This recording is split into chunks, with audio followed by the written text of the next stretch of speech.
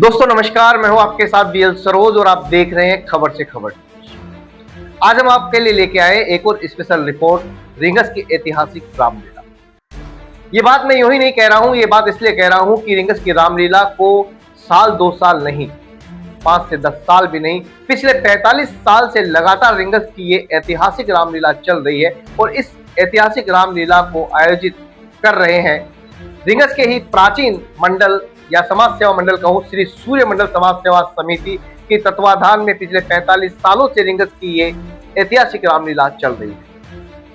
हम अपने दर्शकों को जानकारी के लिए बता दें कि 1976 में श्री सूर्य मंडल समाज सेवा समिति की स्थापना कस्बे के ही कुछ लोगों ने मिलकर की थी और आज ये मंडल उस समय का लगाया गया पौधा बड़ा वटवृक्ष बन गया है।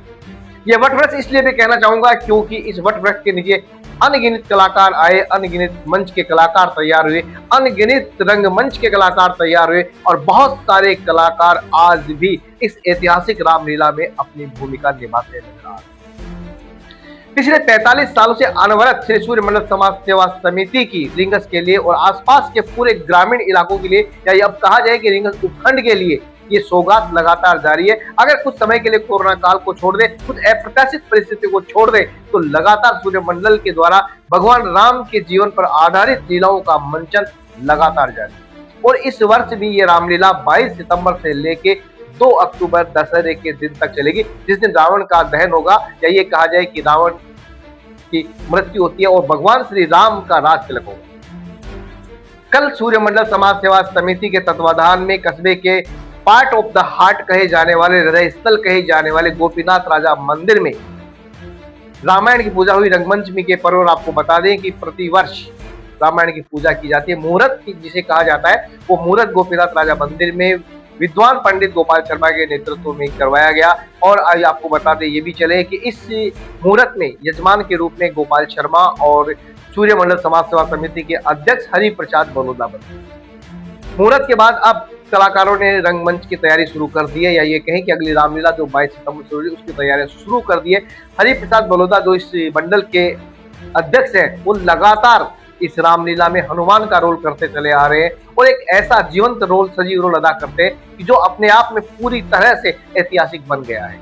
लगभग 50 फीट की ज्यादा ऊंचाई से हनुमान उड़ान करते हैं, दोनों हाथ पैरों में अग्नि को लिए वो हनुमान उड़ान जो पूरे जिले भर में फेमस है। यही नहीं, बहुत सारे ऐसे कलाकार हैं जिन्होंने अपनी कला के माध्यम से अमिट छाप छोड़ी है। बड़ी दूर की बात नहीं है, लेकिन सूर्य मंडल समाज सेवा समिति केवल रामलीला तक सीमित नहीं है। फिर चाहे यहाँ का कोई मेला हो, कोई आयोजन हो, जन्माष्टमी का पर्व हो, बैरुजी का मेला हो, तमाम जगहों पर आप सूर्य मंडल की उपस्थिति देख सकते हैं या इनके कार्यकर्ताओं की उपस्थिति देखते हैं। क्योंकि राजस्थान की बात करूं, किसी जिले की बात करूं, मैं रिंगस की बात करूं, तो ऐसा कोई कार्यक्रम, सार्वजनिक कार्यक्रम नहीं है जिसमें सूर्य मंडल समाज सेवा समिति की सहभागिता ना हो। ये इस मंडल की संस्कार कहें या फिर इसके आदर्श कहें या विचार कहें, क्योंकि ये मंडल एक दूसरे को जोड़े रखता है। बहुत सारे सदस्य ऐसे हैं जो आज इस धरती पे नहीं है वो, लेकिन अपनी एक अमिट छाप इस सूर्य मंडल के माध्यम से छोड़ गए। सूर्य मंडल समाज सेवा समिति के तत्वाधान में 2025 में 22 सितंबर से ये रामलीला शुरू होगी, जिसमें भगवान राम के जीवन के किरदारों से जुड़ी अनेक लीलाओं का मंचन किया जाएगा। ऐसे अनेक योजनाओं को लेकर के सूर्य मंडल समाज सेवा समिति लगातार समाज सेवा की ओर अग्रसर है और इसके सदस्य और कार्यकर्ता बड़े अनुशासनहीन होकर के अपनी जिम्मेदारी को पूरा करते हैं। इसी प्रकार एक और अलग पेशकश लेकर हम फिर हाजिर होंगे, तब तक मुझे दीजिए इजाजत। नमस्कार, देखते रहिए खबर से खबर।